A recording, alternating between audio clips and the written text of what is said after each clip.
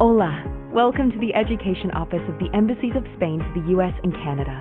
As part of the Ministry of Education of Spain, our mission is to promote cultural and educational exchanges, create pathways to increase the mobility and communication of teachers and students, support bilingual and immersion programs, enhance the skills of Spanish language teachers, and improve their access to all kinds of resources and materials to help them succeed in educating the next generation of bilingual citizens.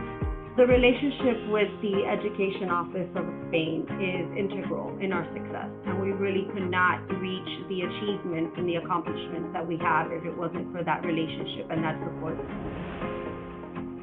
With our headquarters in Washington, D.C., we have a wide network of offices and resource centers that support all our activities and programs. In collaboration with departments of education, school districts, schools, universities, and other educational organizations, we reach out to the four corners of the United States and Canada.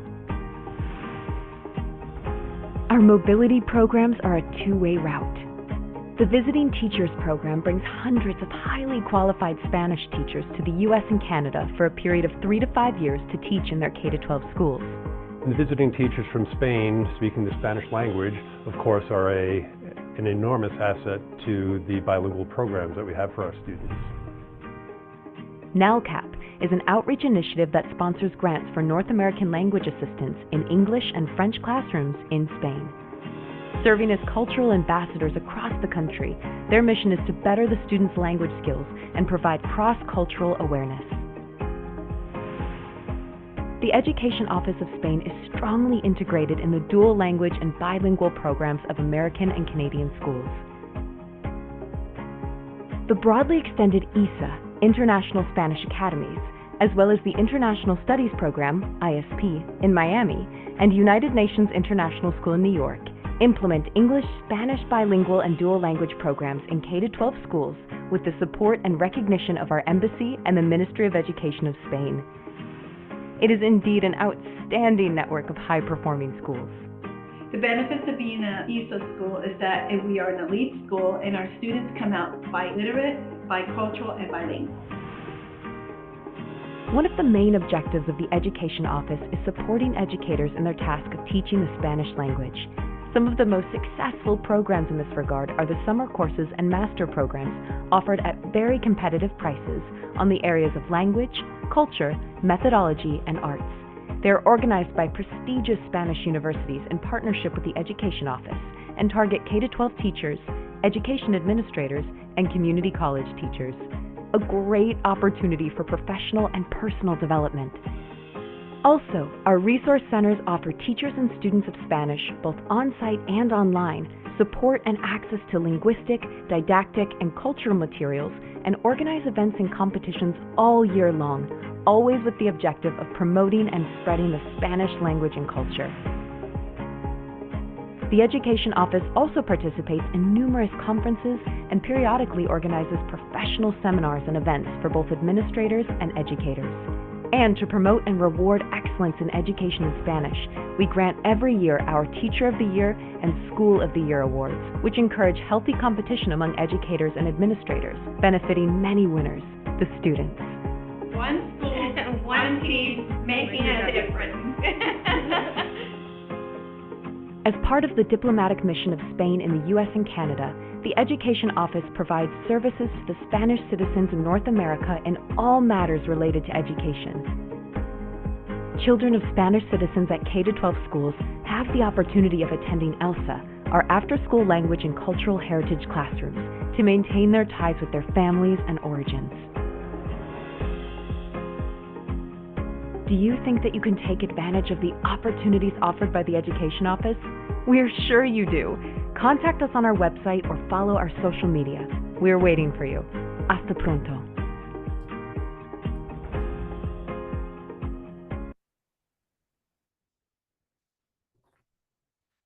Good afternoon, everyone, and welcome. This activity is organized by the Spanish Resource Centers of Miami and Houston with the support of the entire network of the Education Office of the Embassy of Spain in the United States and Canada. This session is mainly addressed to the International Spanish Academies Network, a program of school officially recognized by the Education Office of the Embassy of Spain. However, It's also open to anyone that might find this information useful. Our audience today includes parents, teachers, administrators, and even K-12 students. And why? Because preparing for university requires time and planning. The goal of today's session is not to go into all the application details, but to give you a general overview of what studying in a Spanish university involves and how to begin with the preparation. We try to keep this webinar under 50 minutes, and during the preparation, we'll be using a PowerPoint with useful resources and links. Both the slides and the recorded video of the session will be available on the International Spanish Academy's website. My colleague Elsa is sharing that information, that link on the chat right now. So thank you, Elsa, for sharing that. Throughout the session, we'll be answering questions only on the Q&A. However, the chat is going to be open for general comments. And we'd love if you could start right now. Please go ahead by using the chat and writing where you're joining us from and whether you're a parent, student, or a teacher. So please share that on the chat. We'll be happy to read that. Our objective is to support you in the education of your children or students. That's why your feedback matters. So please take a moment to fill out the short survey that we'll share at the end of this session. As you've noticed, this session is conducted in English, but we will use some technical terms in Spanish to ensure clarity. We are very lucky to count on several colleagues and collaborators from the Education Office of the Embassy of Spain for this presentation. And today we have with us, please switch on the camera, Alberto García Salinero, Education Advisor in Miami and in charge of School Credential Validation or Homologación. Maribel Pérez, Education Advisor in Washington, D.C. and also responsible for Homologación in D.C. Gretchen Rudolph, external collaborator on social media for the NALCA program. She is an American who spent some years living in Spain when she was even younger. And she's joining us from Toledo, but not Toledo, Spain, Toledo, Ohio. Hi, Gretchen. Elsa Hoyo, Education Advisor in Miami and Director of the Spanish Resource Center, FIU, that is handling all the technicalities. And from Spain, we have Jesus Jurado, Education Advisor in Austin and Coordinator of the International Spanish Academies in the US and Canada. And finally, Melissa Fernandez, Education Advisor in Houston and Director of the Spanish Resource Center at Rice University. That being said, let me share the agenda for you today before passing the mic to Gretchen. As I said, I'm going to share the screen now in a minute.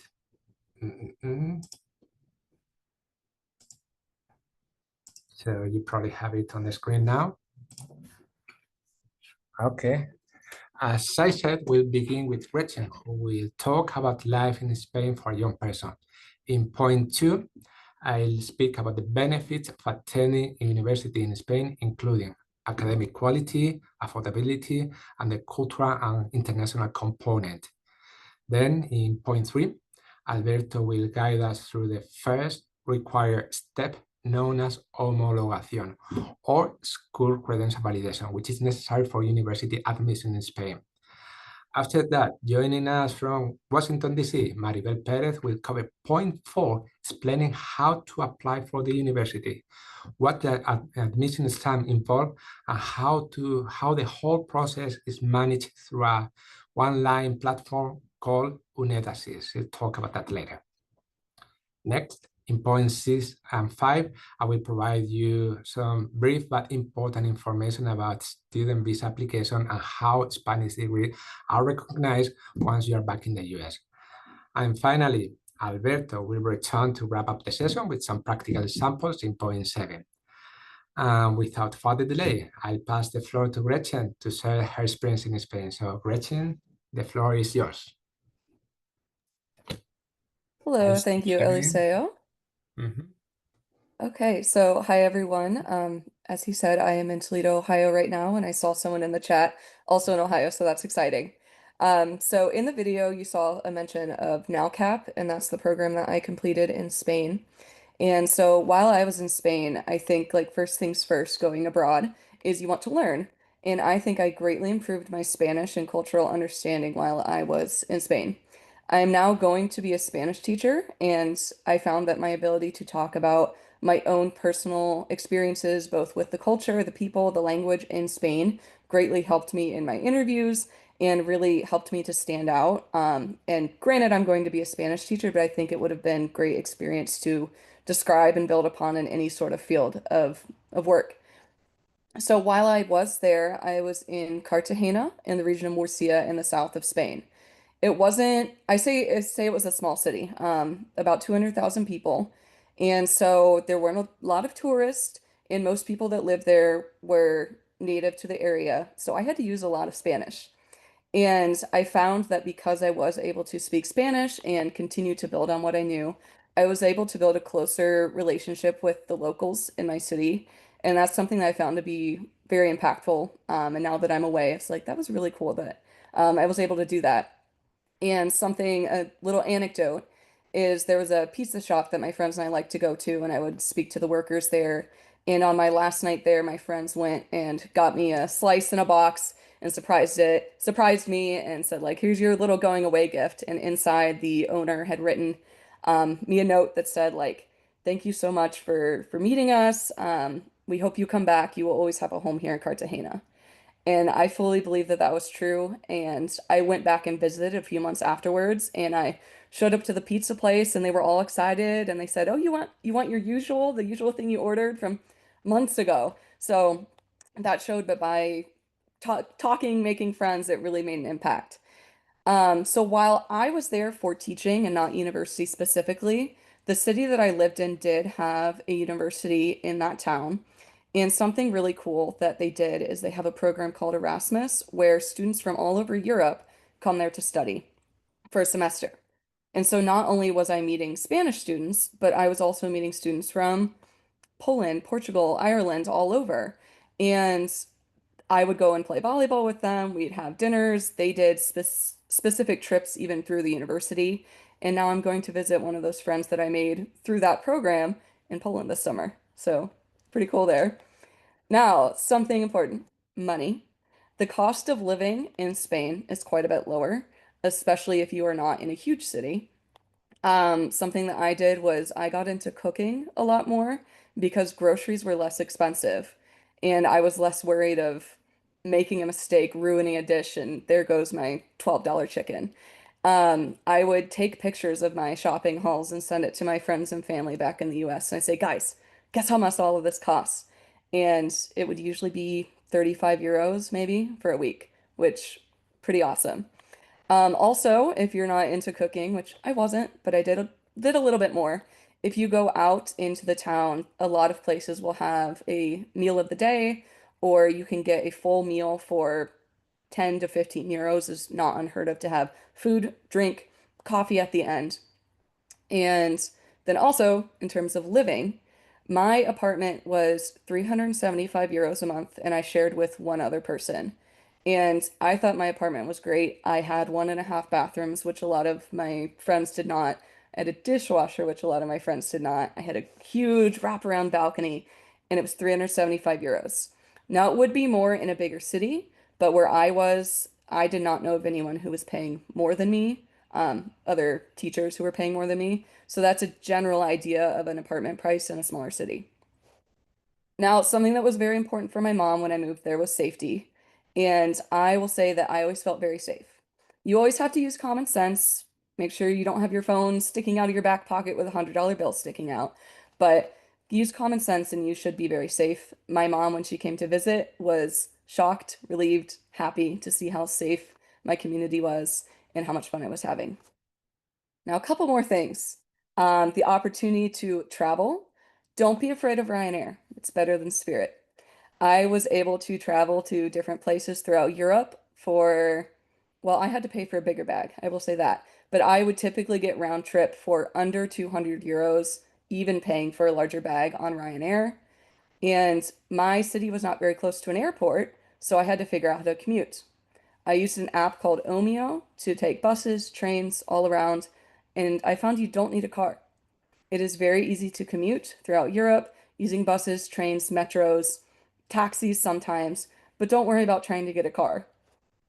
And even though travel is great, I will say don't miss out on the leisure in your city. Go out, just take a stroll, walk to a cafe, read a book sitting on a bench, walk to the ocean if you're on the coast. That's something I loved. And a small regret I have is that because I was traveling to other places, going to Paris, going to Amsterdam, sometimes I missed out on celebrations in my city because it was Christmas break. So I left, thus meaning I missed out on Christmas activities in Cartagena. So something I will say is spend at least one long weekend in your city to see how things happen there instead of traveling away. Now, one last final thing that I know we will explore later is getting the visa and all the paperwork to go there. I did have to do a similar student visa type of thing through my program to go to Spain. It does take some time, but just be patient, get your paperwork together, and everything will work out. So thank you. If you have any further questions about just kind of daily life in Spain, you can use the Q&A, but I'll pass it back to Eliseo. Okay, thank you so much, Gretchen. Now I will share my screen. Let's see if it goes smoothly. Here we are. Thank you, Gretchen. Now let's talk about the benefits of studying in Spain. And I'll try to keep it short because now I know that Alberto and Maribel will need some time to talk about all the procedures later. So I'll make it quick. I'll start by saying that Spanish universities have centuries of tradition. Just to give you one example, the University of Salamanca was founded in 1218. That's almost 3 centuries before Columbus came to America. But Spain offer also academic excellence. And I could go through all the rankings and data, but we don't have the time. So just to give you one example, my alma mater, Universidad de Granada, over there, I studied education and sports.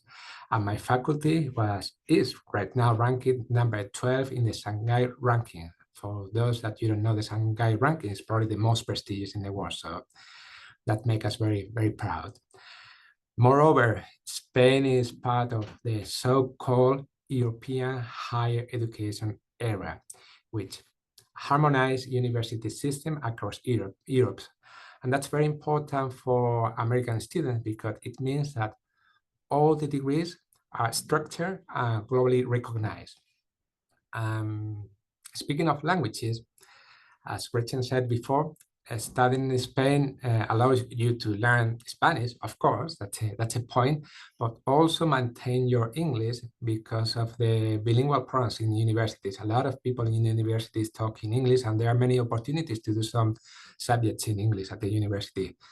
But the interesting thing is that you might pick up some other languages because Spain is the European country that receives the highest number of students by hosting more than, let me say that, right? 42, I'm reading that now, 42,000 international students.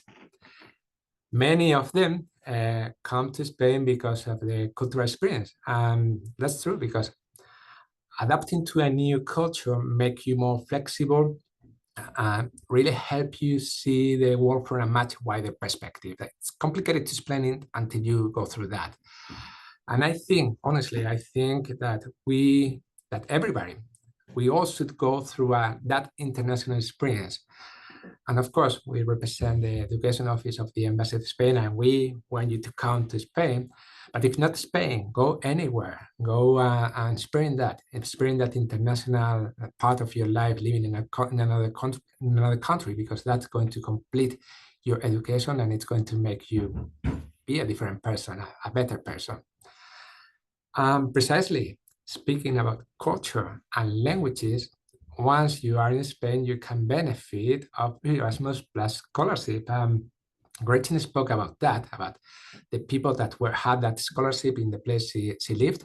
But the point is that to make it short, you can apply to them and they will allow you to study part of those studies in another country, like spending 1 or 2 years, maybe in France, Germany, Italy. So that's wonderful. So I wonder, honestly, is there a better way to learn languages and not only travel, but actually know Spain and Europe?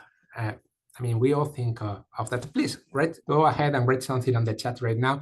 And if you've got some experiences of living abroad or why you want your kids to go to another country, please share that with us on the chat so we can have a conversation. And moving on, regarding affordability, point E and F, Gretchen already said some things about that, but I will go through a more general perspective. I will say that students in Spain only pay a small percentage of the real cost of the tuition. In general terms, there are some exceptions, but in general terms, any American student will pay the same as any Spanish student.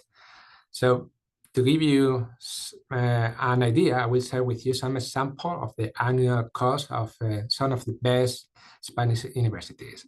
So I have it here ready for you. So Universidad Sevilla could be around, that belong to Andalucía, could be between 900 and 1,300 euros per school year. But if you want to go into something a little bit more expensive, you can go to Universidad Barcelona. That could be between 1,500 euros and 2,500 euros per school year. So those two are public. And if you want to go up private, it's going to be more expensive, but still much cheaper than any college in the US. For example, the tuition in Universidad de Navarra would be between 11,000 and 17,000 euros per school year. So that's more or less the prices. You probably see that, okay, that's crazy, but that's the point. It's you are paying only for a small part of the cost, of the real cost. But I must admit that on top of that, since you are coming from another country, you will have to pay some additional expenses. And I'll give you just a couple of examples. UNED Assist is at the platform. I told you before, Maribel is going to be talking about that later. Would have a one-time fee between $35 and $140. So that's not a lot. Or the health insurance that it's required for your student visa. Gretchen also said something about that, and I will be talking about that later. To know the exact price, yesterday I requested by email a quote for a very well-known company in Spain, and they said that for a healthy 19-year-old student, they said it could be $34.05 per month. So it's not that much. So as for the cost of living, I won't throw stats to you, and I won't give you many examples because Gretchen mentioned something, but just to give you an idea, I'm going to throw two questions to Gretchen. If you're ready, just answer whatever you want. Are you ready, Gretchen? Okay, so the two questions. I was planning to throw four, but you already mentioned a few of the things, so I'm going to make it shorter. So can you tell us how much is to eat out any day? You mentioned something about Ryanair and Spirit. Can you tell us how much is a cheap flight from any city in Spain to any city in Europe? Yeah, so I would say that going out to eat is totally reasonable to get like a sandwich or something for maybe €5, and then making it a whole meal with a drink and a side for no more than €15, at least in the city that I was living in. And then Ryanair, I would say you could get a round trip for around €100 and then a little bit more if you add a bag. I know I'm actually going to Spain this summer to visit my friends, and I saw a flight one way for €29. So double that, 60, add some money for a bag. But yes, very affordable to go to different places within Europe. No comment. I think your words speak by themselves. So thank you so much, Gretchen. Now I'm done with my part, and now I stop sharing. We'll move on to high school validation process or homologación. Oh, sorry, phone call. Or homologación. So Alberto, whenever you're ready, the floor is yours. Thank you so much. Okay. Thank you, Eliseo. Now we're gonna go. I was reading there in the chat, and some people want us to explain how the process goes. It's gonna seem for everybody a little bit difficult because it's the first time most of you have heard about it. But in the end, the process is quite simple, to be sincere. Okay, let me share my PowerPoint presentation so that way you can follow me easily.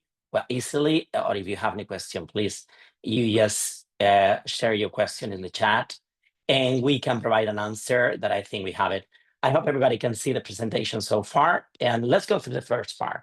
Now, we call it credential, though homologación means that you're obtaining a diploma from your United States diploma or high school diploma in the Spanish one. Why? Because in order to enter into the university, you need to prove that you have a study at that level, that you have complete your high school studies.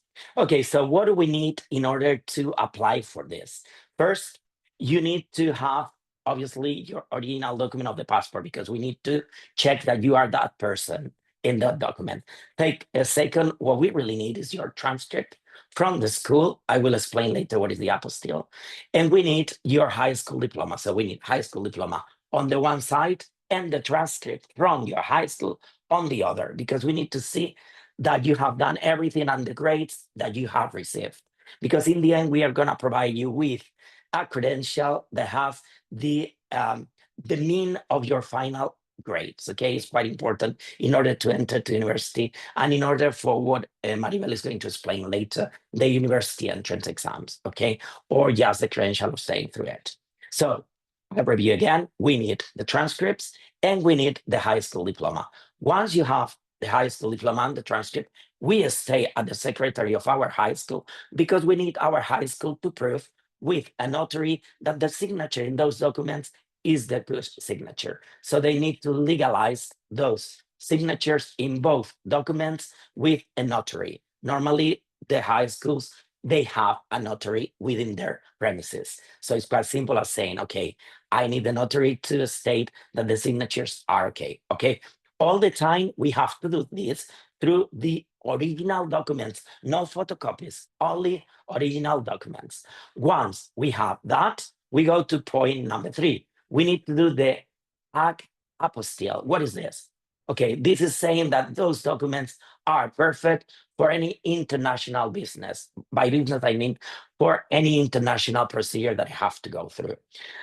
Who is doing this apostille? Is done in the capital of the state where the document was issued. So imagine in our case, and in Miami, if I have to go through it, I will have to go to Tallahassee.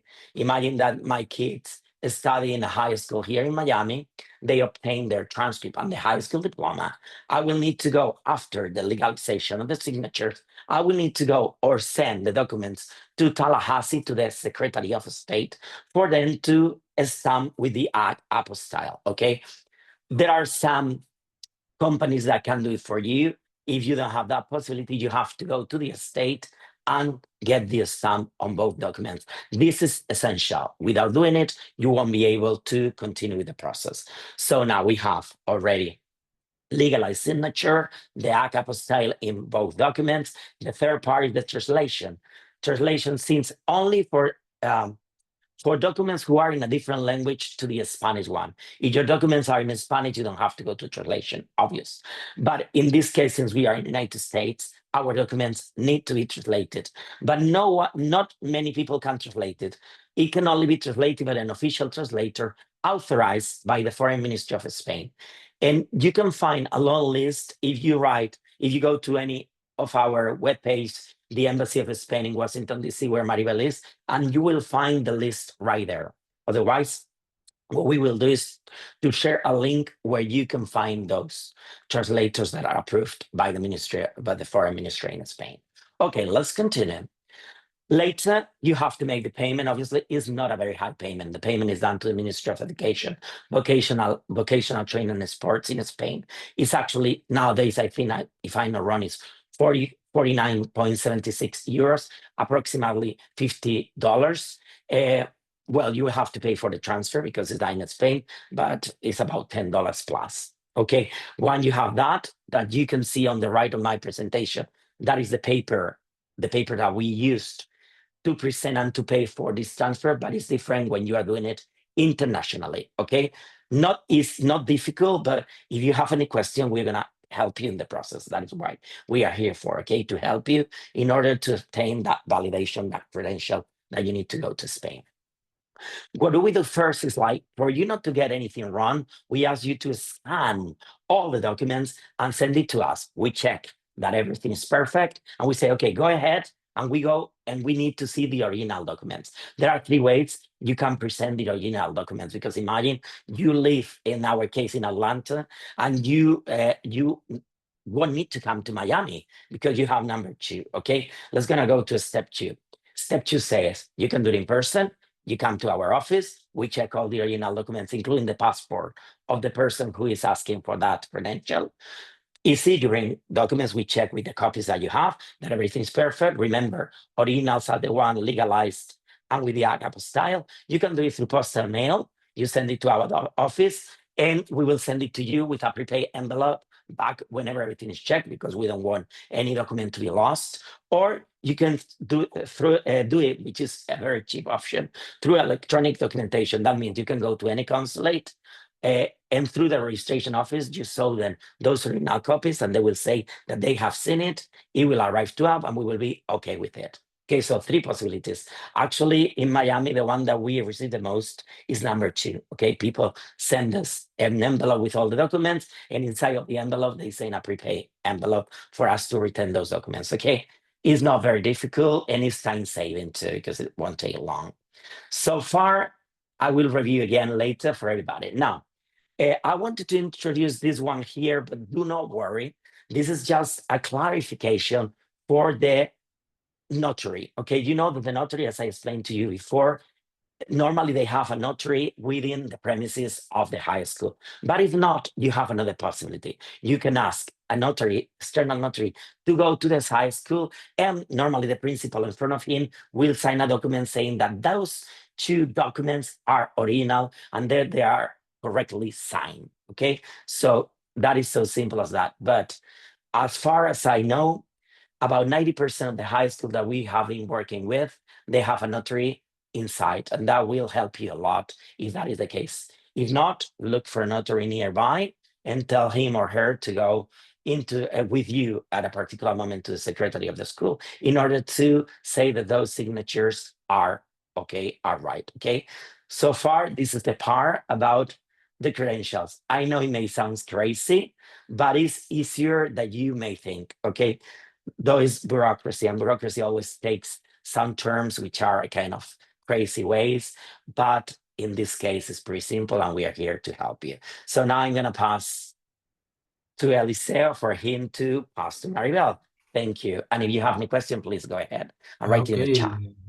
Thank you so much, Alberto. We'll come back to you later to give some practical examples. And thank you. You might be a little bit overwhelmed with all this information. Don't worry, because everything is going to be in our webpage, and we are going to upload, as I said before, this video, so you can watch it as many times as you want. It's more simple than it looks like. And now that we understand how to validate the high school diplomas or do that homologación, the next step would be to talk about university admission. So to guide us through this, we have Maribel Perez. Maribel, whenever you want, the floor is yours. Okay, good evening, everyone. Thank you so much, Eliseo. Thank you, Alberto, for your concise and clear presentation of all the homologation process. At this point, we are gonna continue by offering you a general overview of how to have access to university in Spain. Accessing university in Spain is a complete different process to the one followed by American universities. It's a complex process with different steps that will require some deep insight. So you have to understand every step little by little, and any question you may have after this webinar, we are here to help you and guide you in all the process. Applying through UNED-ASIS is the most common way to access university in Spain, although some universities may accept different ways. UNED-ASIS is a service created for the management of student applications for enrollment at Spanish universities, and it's especially aimed at international students. students.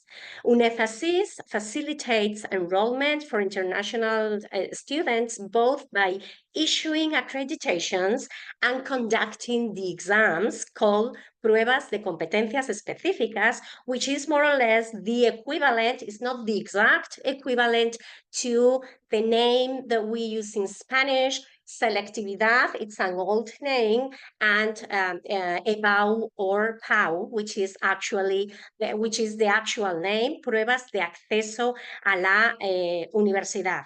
So UNEFASIS is a service created for the management of those student applications for enrollment at the Spanish universities, especially for international students.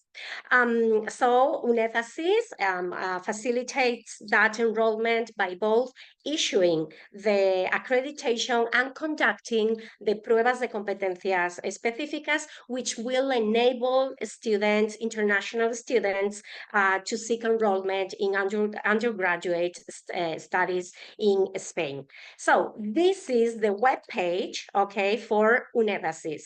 And here you can find all the information regarding the process, all the information regarding application, requirements, exams, and everything needed to fulfill the whole process. The web page is both in English and Spanish, and it's very, very easy to browse. And here you have all the information about the exams, about the dates, about the information about all the universities in Spain, and also about the online application, okay? So this is the web page that you have to use when trying to apply to university in Spain.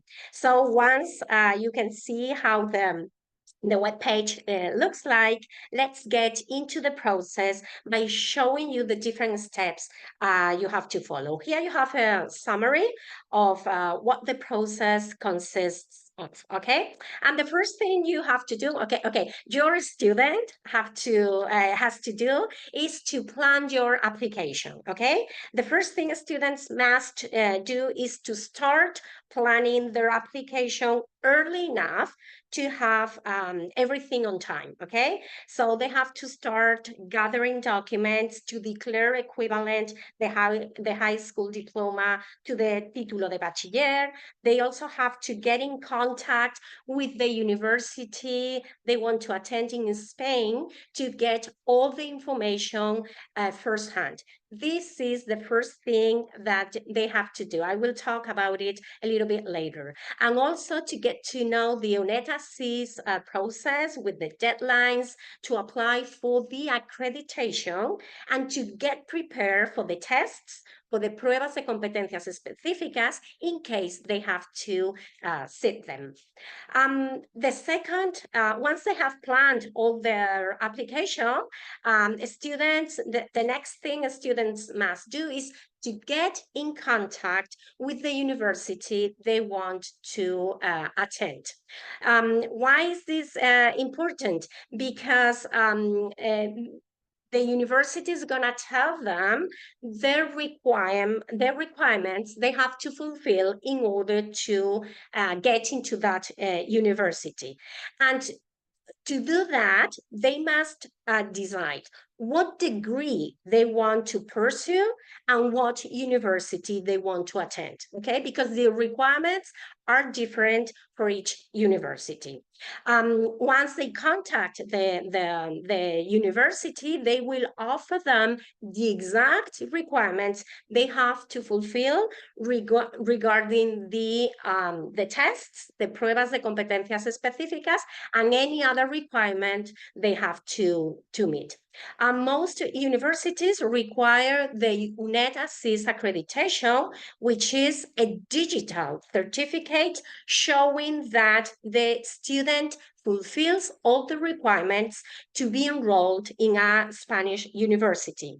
And it also includes the results obtained in the pruebas de competencias específicas, in the exams. Okay, so once they have contacted the university, it's time to gather all the documents to be included in the UNED Assist profile, okay? Because when applying online, you have to create your profile and you have to submit not only the application, but also all the documents. Those documents will include, as Alberto told you before, the certified copy of academic transcripts and evidence of the high school diploma being already recognized or being in the process of being recognized by the volante de inscripción condicional, okay? So once student is ready with all the documents, it's time to apply online through UNED Assist. Okay, so you have to complete an online form and make a payment depending on the different information the accreditation for your student should include. Okay, so depending on the requirements, the university told your student that the accreditation must have, you have to pay different amounts, okay? The students have to bear in mind the deadline to apply online through UNED Assist, and there are two different sessions. The May-June session, for which you have to register from February to April, okay, normally, but you have to pay attention every year to the webpage in which you will see the exact dates. And there is a different session in September with the registration during the month of July. And as I said before, different documents should be submitted for the online application to be completed, because the application will not be processed until all the documents are submitted. And once the process is done, the online application done, all the documents submitted, the payment done, all the communication, because the student and the UNED Assist will be done by email. And I've been talking about the tests, the pruebas de competencias específicas, which are the tests that international students have to do in order to have access to university in Spain. Students must know what tests they have to sit according to the information offered by the university they want to attend. Once they know the university requirements, they may freely choose or select from all the 25 subjects that you have here.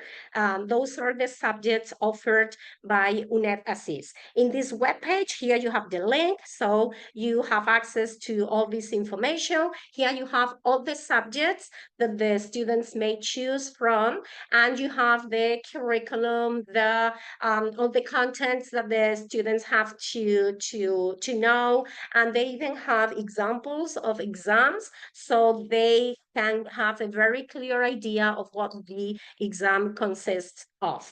The test, depending on the different subjects, the test may include different type of questions, and some of them are in Spanish and others are in English. All the information appears on that web page. And once the students have taken the pruebas de competencias específicas, or PCEs, okay, as we normally call them, the student will get the admission score, okay? The admission score is what will determine whether a student gets into one university or not, okay? The admission score is obtained in two different phases according to the university requirements. The first phase is up to 10 points obtained by weighting the grades obtained in grades 11 and 12 from high school, and the ones obtained in the pruebas de competencias específicas. The grades from high school will be the 60% of the total score, and the grades obtained in the pruebas de competencias específicas will be the 40% of the total score. And additionally, there will be a second phase that will consist of getting 4 additional points depending on the admission criteria that should be informed about when contacting the university. This admission score will determine whether the student has been accepted in the university they wanted to study or not.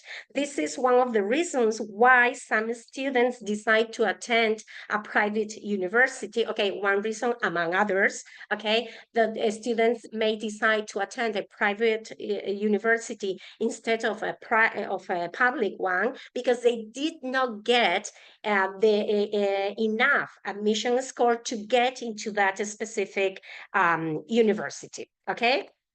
And once the whole process of submitting documents and sitting pruebas de competencias específicas is finished, students will be able to apply to university within the periods established by each of them. And here you have the different procedures, a checklist with the different procedures you have to do. Okay, the ones that Alberto told you about, to legalize document and to start the homologation process, and afterwards to check the admission criteria of the university or universities, because the students may apply to more than one university. Okay, and also apply online through UNED.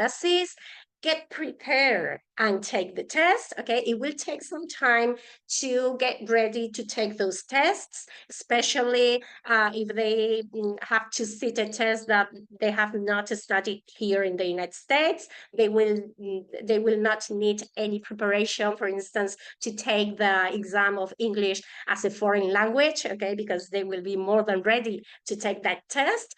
But depending on the tests they have to take, they will need to prepare them in advance, okay? And finally, to apply for university. And here you have a very visual timeline in which you can see how the different processes are taking place more or less at the same time, okay? In February, March, it's time to start the homologation process, especially to get the volante de inscripción condicional, which is going to be a requirement for the UNED application, okay? And it's also time to contact university, or even you can contact university even 1 year in advance, okay? To be sure that you have everything with time to get ready and to prepare everything with in advance, okay? So from February to May, April, May, it's time to do the UNED application. The dates may change, so you have to pay attention to the webpage in which everything is very clear, and there are no doubts about when to apply. And in June, this exact week, the PCE test, the Pruebas de Competencias Específicas tests, are taking place in New York and Seattle, okay? So this is the first week of June when the students take the PCE tests. And by the end of June, okay, by June, July, okay, once the high school is finished and the students have their high school diploma and their official transcripts, it's time to finish the homologation process and apply to university depending on the admission score that the students got putting together the grades from high school and the grades from the pruebas de competencias específicas. And here you have any doubt you may have regarding the application through NetAssist, you can contact directly through the different channels that you can see here. They have WhatsApp, Telegram, email, even you can make a call, and they can solve all the questions or any doubts you may have about everything dealing with the NetAssist application, which is, okay, I have to say it's a little bit complex, but once you are familiarized with all the concepts and the process, it's not very difficult to finish. And Eliseo, with this, I think I'm done. Okay, thank you so much, Maribel. Okay, just to clarify, we had some questions on the Q&A and on the chat. There were some concerns about the International Spanish Academy Network. This information is useful for everybody. The only difference is that, as I will say later, if you are in an International Spanish Academy, you will have the support of your designated education advisor. For example, I'm in charge of the International Spanish Academies here in Houston. So they can come to me and I will help them with the process. So before we move on, a little bit to clarify a little bit everything, because there is a lot of information. So we have first homologación. Alberto spoke about that, and that's a process we do here in the education offices of the Embassy of Spain in the US. Maribel is doing that in DC, or Alberto is doing that in Miami. After that, when we have our high school credential validated, we move on to the pruebas de competencias específicas, that exam we do with UNED. UNED is like a national university in Spain. They are in charge of doing that. There were some questions about that. They're in charge of doing that exam, but you can apply to any university in Spain. It doesn't have to be UNED, of course. It can be any university, but they are organized. That's a university in charge of organizing that exam for all the students that are abroad.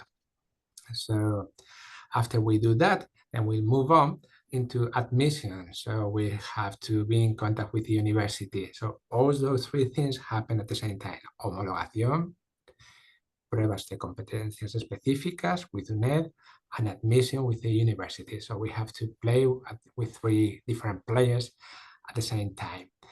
But we have another player, because once you're accepted, you have to apply for a visa, because you are probably an American citizen. If you are coming from Spain or Europe, you don't have to apply for a visa, even though you are living here in the US, of course, but most of you, we assume you are Americans. So I will share the screen for that in a second. Okay, so I will share some tips. Okay, the first thing, when you want to apply for the visa, you have to contact your Spanish university. They will guide you, and they will provide you the letter of acceptance that is needed for the visa application. After that, you have to identify your local consulate, because your local consulate is going to be the reference for all your concerns regarding visas, okay? Once you've identified your consulate, you need to go to the web page and find all the information about a specific type of visa, that is student visas, okay? And I will share. Okay, so here we have the map of the consular areas in the US. Be aware that it might be different from the education map. For example, if you are here in Houston, I'm here in Houston or in Louisiana, you will have to go to the Houston consulate, but homologación will come from Miami, from where Alberto is right now. Okay, so this consular is different to this, so this map is different to these others. Those are the education offices, and this is the consular offices. So just for you to be aware of that. You have a link over there. If you link, you have all the information about all the consulates. So when you know what is your consulate, you have to go to the web pages. And I'm going to give you the example about the consulate here in Houston, but they all look exactly the same. You have to go to the website. You have on the top right corner, the language, you can click Castellano or you can click English. Be careful because the version of the website may be different. So I recommend you to go to Castellano or at least check the both of them. Then you click Servicios Consulares, and then on the drop-down menu, Categoría Servicios, you click Visados. And then on the right side, on the other drop-down menu, you click Visados Nacionales, Visados de Estudios. You click Search, and then over there, you will have all the information about the visas. And on top of that, please look for their email because you probably have some question. If it's regarding visas, you will have to contact your consulate, okay? So look at the map, find your consulate, look at the website, find information, and find the website, and that's all you need to know. However, I'm gonna give you two important tips, okay? According to a new regulation, visas will be valid starting 1 month before the program and ending 15 days after. So your health insurance, the one I told you before, that is only $35, I think, more or less, must cover the full period of your visa, not the period of your studies. That might be a little bit shorter. And the other tip is the background check, because regarding background checks, delays from the US State Department may be significant, okay? So we recommend you to start early applying for that, even though before you have finished all the admission process. So, however, with background check, to be valid, it must be issued no earlier than 6 months before the beginning of your studies.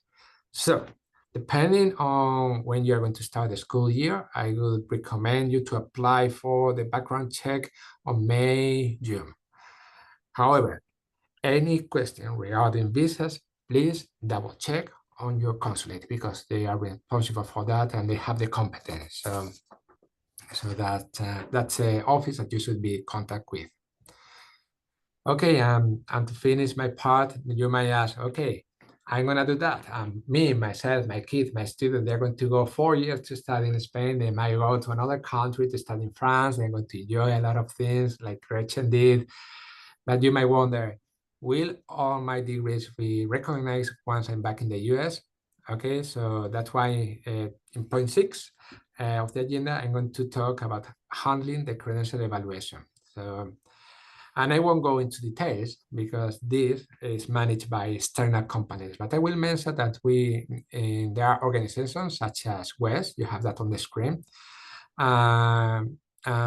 You can process that validation once you're back in the US. But there are many others. This is only one example. So I would recommend you to do some research on the internet and compare and pick the one you prefer. Another option that, I mean, it's not another option, but another thing that some people do is that some students decide to do a master's degree after they finish what we call estudio de grado. Okay, so you do your major and your minor in Spain, then you come back to the US and you do the master's degree here in the US. Or some of them, after they finish, they come here, they do a master's degree, they get a professional certification in the US. For example, some people I know that they get a teaching certification to teach. So here we have one in Texas and every state have one, or any equivalent for any other professional fields. And that's all that I have to say. And I'm going to stop sharing before passing the, okay. Oh, I have a problem. Okay. I'm stop sharing. So with that said, to wrap up, now I hand it over to my colleague Alberto, who will share some practical example to help us better understand everything we said today. So Alberto. Okay, here we go. Now, I'm gonna start the final presentation. Okay, for this part. Give me a second. But I'd like to mention first that there is a language requirement for those who are not to enter the university, for those who are not native speakers of Spanish, which is a B2 level. Okay, so if you have a B2 level, you won't have any problem. And why is ISA important? Because ISA. Students who are in ISA grade 12 or grade 11, they go through the B2 exam in most cases, and they get their level for Spanish. So that way they won't have forget if a student is applying for our B2, they will have to go individually. They will have to take the exam in any of the accredited places in the United States, where the Instituto Cervantes, which is the one more recognized in the world, will be evaluating the students. Okay, there are a couple of times a year where they offer the exam. They have to have a B2 level, which is an upper intermediate level. Okay, so now the cases that we're gonna say. The first one is the simple one. You are an American student or an international student who has studied the whole elementary, middle, and high education in the United States. We follow what we have seen before, all the procedure from before. You won't have any problem because you meet all the requirements that the Ministry of Education in Spain asked for. But if you have a study, which is an S1, less than 3 years in the United States, for example, you have a study only grades 11 and 12 or 10, there is where we have a problem. Well, we don't have a problem. It's because you need to prove the previous things that you have done. So we won't only ask you for the transcript from the United States and the diploma from the United States, but also for the study that you have done during the last 4 years of your high school, whatever you have studied, okay?